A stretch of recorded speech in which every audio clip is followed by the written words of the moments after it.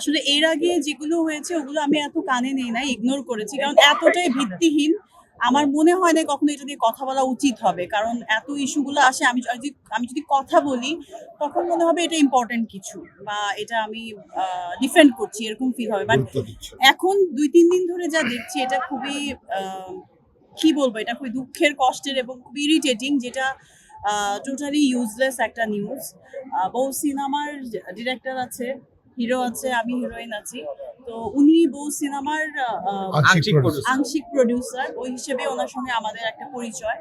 এবং ওই যে গ্রুপের নাম বলেছে ওইটার আমি কিছু প্রমোশন করেছি, ও আগে করেছি।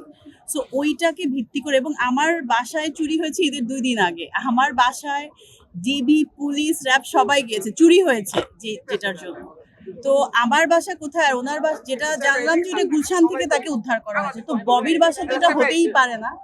সো কিছু আমি সাংবাদিকদের কাছে আমি সবসময় কৃতজ্ঞ, কারণ আজকের ববি হয়ে ওঠার পেছনে তাদের গুরুত্বটা অনেক বেশি। আমি অনেক সাপোর্ট পেয়েছি, আমি এটার জন্য অনেক কৃতজ্ঞ। এখন যারা এরকম একটা মোবাইল হাতে নিয়ে উল্টাপাল্টা নিউজ করে মানে অনলাইন পোর্টালে দিয়ে দিচ্ছে, ওদের কথা আমি আসলে আমার কিছুই বলার নেই, যে যা পাচ্ছে তাই নিউজ দিচ্ছে উল্টাপাল্টা।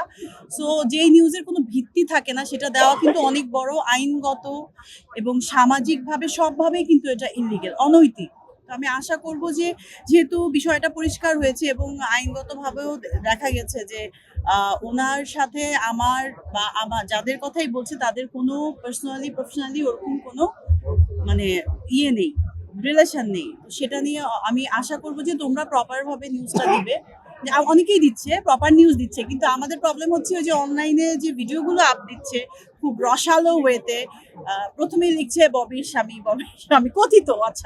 কথিত স্বামী, এবং ওইগুলো দেখে কিছু টিভি চ্যানেলও হয়তো বা ওরকম আসছে। তো এটা খুবই অবাক করার মতো একটা বিষয়। এখন আমি আমার এত রিলেটিভসরা বাইরে থেকে সবাই কল দিচ্ছে যে কি ঘটনা, আসলে আমরা জানি না তোমার বিয়ে হয়ে গেছে, তোমার স্বামী কোত্থেকে আসলো।